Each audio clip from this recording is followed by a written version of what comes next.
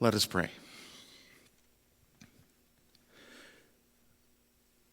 May the words of my mouth and the meditation of all our hearts be acceptable in your sight, O God, our strength and our hope.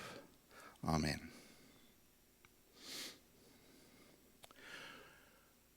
This week, in addition to the beginning of Lent and so many other things, we started a study group on Wednesdays here in Ponoka and Thursdays in Bashaw on women in the Bible. We actually began this back in December in Advent when we did a study group for 4 weeks on women from the Bible who are connected to the Christmas story. So that was kind of thematic, connected to the Christmas story. And now we just are looking at characters in the Bible. So an obviously good place to start was the beginning. So we started with Eve. And one of the things that came up, of course, right away is the same thing that came up when we talked about Mary in December, which is kind of convenient because Mary is often seen as by Christians as the new Eve. What came up was that we tend to know certain stories in the Bible, not because we read them, but because we've heard them, and we've heard someone talk about them, we've heard them interpreted, and we've heard what they mean. This is a really good opportunity for me to remind you that you can read the stories yourself, and you can think about them yourself. I'm not trying to be silly about that. It's just that the manner in which we tend to understand these stories historically comes from a time when people didn't. The only way you would know these stories until around about the 16th century, and in some cases later, is because I told them to you, reading from the book, that you can't read, first of all, because you can't read, but secondly, because it's in a language you don't understand, and then I've told you what it means, which is darn convenient for me, because I get to tell you not only what it potentially actually means, but how it is useful to me. That might sound very cynical, except it really does apply to the story of Eve. Because the way we know Eve, historically, isn't exactly what the story says. You should read it for yourself. Genesis 1 and 2, and a little bit of 3, I think. You might need to go into 4 to cover everything. We tell this story about somebody who is responsible, the person we blame for original sin, for being cast out of the garden. It's a woman's fault. And then there's that part of the story where a woman actually comes from man, and by the way, you're subservient. So you know your place. Really? I got that far and nobody threw a hymn book at me or anything. Historically, that is how we tell the story. And by the way, as part of that, you seduced Adam. You're dangerous, too. That's how we tell the story. Go back and read the story, because that's not what it says. And by the way, it's not an apple. It's just a fruit. There are so many little things that we added to create a particular narrative that would be useful to us. And when I say us, men. Right? Because we've always been in charge. That's not entirely true either, by the way. As you will discover more fully if you join our study group, what you'll discover is that, in fact, in the Bible in particular, there are many, many cases where it's not the men who are in charge. Many cases. And there are many cultures around the world where that's true also. So where the heck did we get this idea? Well, from this story that I've told you, that clearly it doesn't know. Read the story. Read the story. That's relevant today, not just because yesterday was International Women's Day, and I'm going to come back to this, so hold on to that story of Eve for a second, because it really relates to the theme of this idea of polarities and in between and things. I'm going to come back to it. But it relates to today's story. Because this story of the Good Samaritan, in fact, we call it the story of the Good Samaritan, don't we? We don't call it the story of how Jesus answered an important question from a lawyer, which is what the story actually is. Instead, we tell the story about a man on his way to Jericho who's set upon by robbers who leave him for dead. And then a priest comes by, walks by, a Levite who is a worker in the temple, but not quite a priest, comes by and walks by on the other side. And then the worst person in the world, a Samaritan of all people, comes by and stops to help. Your historic and traditional enemy is the person who stops to help the person who is injured. And doesn't just help him there, actually takes him somewhere and cares for him. I bet they eventually become really good friends and stay in touch with each other. Because that's what happens when you get to know people, isn't it? The thing is, at the end of the story, Jesus says, so who was the neighbor? And the lawyer answers, and Jesus says, that's the right answer. It's the one who showed compassion and kindness and grace. Except that wasn't the question. The question wasn't, who is the neighbor in the story? The question is, who is my neighbor? The story is about how you be a good neighbor. But it wasn't the question. The question was, who is my neighbor? And so sometimes we look at the story and we go, the Samaritan's your neighbor. The person, who is the person that you think you're supposed to hate the most, that's your neighbor. Except, say you're watching this unfold from a vantage point somewhere, that you're not involved in the story, you're just watching it happen. How do you know it's a Samaritan? How did you know it was a priest or a Levite? How do you know the guy who was attacked by robbers was actually Jewish? In other words, one of you. How do you know? We labeled all the characters, and then you made assumptions about all of those characters based on how I told you the story. Priests aren't supposed to behave that way. Neither are Levites. And Samaritans sure as heck aren't supposed to behave that way. What if I told you this story as a man out on the street here was set upon by robbers and left to die. And then Robin came down the street and he walked by, crossed to the other side and walked by.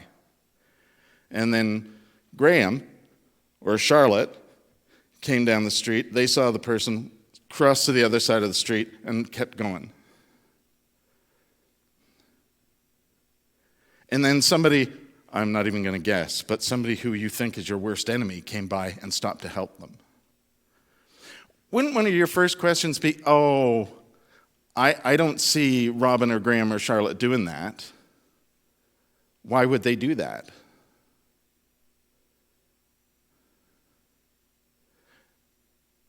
When you heard the story, did it occur to you to ask yourself, maybe there's a reason why the priest and the Levite kept going? Maybe they had a good reason. I cannot imagine what a good reason would be to leave somebody lying in the ditch. But nonetheless, we don't. We just assume that they should have behaved differently. Just as we assume the Samaritan should have behaved. Here's the thing. The Samaritan's your neighbor. So is the man who was beaten up. So are the people who robbed him. So is the priest and so is the Levite. They're all your neighbors. The question isn't about who in the story is a neighbor. The question is, how are you a neighbor? And how you make neighbors isn't about your expectations or assumptions about others. It's about you. What kind of a neighbor are you? You're 50% of that equation. It's not one-sided. This is a particularly tricky thing to wonder about right now. Because famously, for example, we've always thought of our friends to the south as being good neighbors. We've used that expression, they're our neighbor. Doesn't feel like it right now, does it? People in Ukraine have historically not necessarily been neighbors with people in Russia, but they have at times. It's really quite mixed up, which is the thing that Russia's taking advantage of right at the moment. What about in the Middle East? Who's your neighbor there? Feel free to say no one, because it sure feels like it. Except everyone still is. The issue is our expectations of how they should behave and our expectations of how we should behave. Which is kind of the point of the story. Good neighbors are made by living into the fact that we are all neighbors. There are many things I love about the First Nations translation of the New Testament. Lots of things I love about it. I love the storytelling nature. There are too many things. The important thing in this story was they gave it away right from the start. Instead of saying, "Who is my neighbor?" they said, "Who is my fellow human being?" If we hear the story that way, the first thing Jesus should have said was, "What is wrong with you? We're all human beings." The question isn't who we are, it's how we are with each other. That's the thing about neighbors. It's about how we are. And instead of making assumptions because of what we heard or what labels we've put on people, we should get to know them. Instead of letting them stay a stranger and having nothing to do with them, we should get to know them. That doesn't mean that you should immediately leave today and start knocking on everyone's door in the neighborhood and introducing yourself, obviously. Although, that could be a good thing too. You can invite them to church next week. Just saying. What it means is how we interact with each other is important. And the key to that is showing compassion and grace and understanding and deciding when those things are appropriate and when it's appropriate to share joy and celebration, when it's appropriate to share who we are and how we are, and to invite that from others. So part of that being a good neighbor thing is being open to hearing it, open to hearing other people's stories. Whether we want to hear them or not, it may be important to hear them. Even if the story makes us uncomfortable, even if the story tells us a truth about us that we didn't really want to have to face up to, we still need to hear that story. If the story tells us things that we can be familiar with, things that we like and things that we enjoy, that's great too. But if you don't engage this part, that person will say a stranger. We need to know the whole story, and sometimes that means you have to look a little more closely and find out more.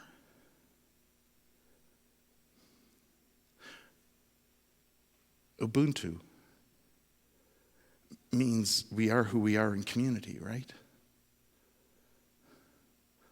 I am who I am in relation to who you are. Because we're all, we have so many expressions for this, don't we? We're all part of the fabric of creation. We're all part of the world. We're all part of the family of Jesus. We're all part of the children of God. How else will we be good neighbors but by getting to know each other and knowing our stories and not necessarily someone else's interpretation of it? Unless there is truth in it. And that's the tricky part. We have to be discerning about what we're hearing, don't we? We have to find out what's true. It's a little work. It's a little bit of work.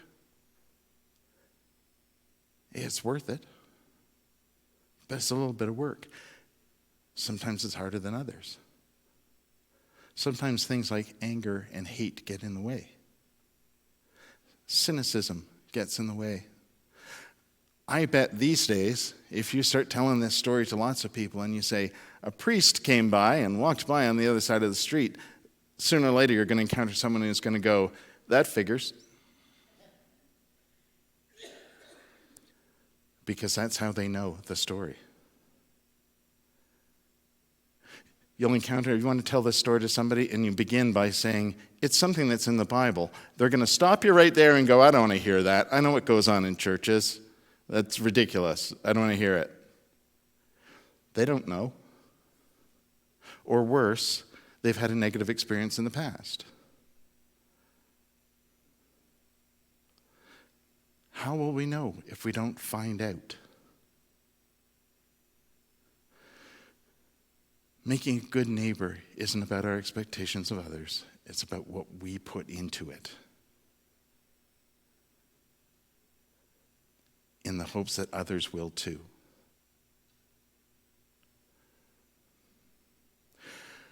Now I want to go back to that story about Eve and the assumptions that we've made. Not just because yesterday was International Women's Day. I hope you saw the post on, I think it was Rising Spirit, which clearly indicated that every day is Women's Day. Or should be. But the thing about that story is that we made assumptions based on how we heard someone else tell it, historically, and then just didn't ask any questions. In fact, if you asked a few more questions, you'd find out there's actually two creation stories, right? There's a creation story in Genesis 1, which is everything gets created over 6 days and humans get created last. And then there's a story of God creates a human being and sticks him in the Garden of Eden. That's chapter 2. They're different stories. But historically, we've not really paid a whole lot of attention to that. And so realizing how women have become treated based on this story, people looked for ways to redeem that. I think the way to redeem it, frankly, is to actually read the story. But in order to do that, people in the past, in ancient Judaism in particular, looked at that first creation story and went, it says God created a human being, and then it says God created them male and female. So either, and think about how smart ancient Jewish rabbis were, either the first human being was androgynous, or there was two from the start. What happened to the woman? And so in the ancient times, people started to look for a way to explain that, which is how we got Lilith. In ancient Mesopotamian Jewish traditions, Lilith is actually, no, I'm going to say this part last. I'll say that part last.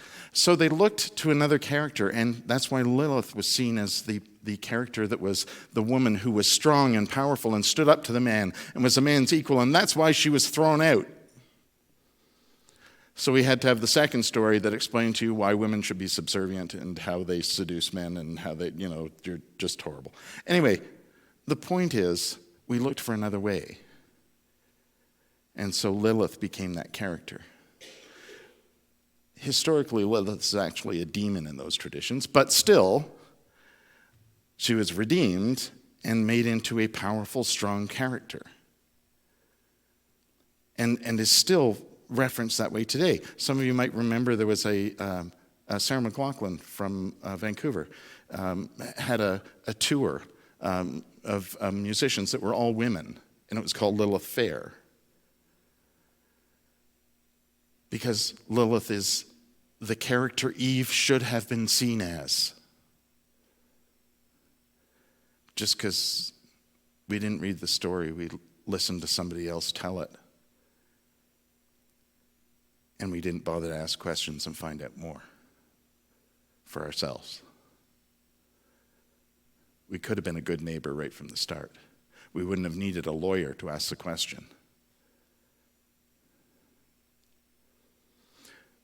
So, in honor of yesterday being International Women's Day and in honor of the story of Eve and Lilith, Chris is going to sing a song. It's called I'd Rather Be Lilith Than Eve.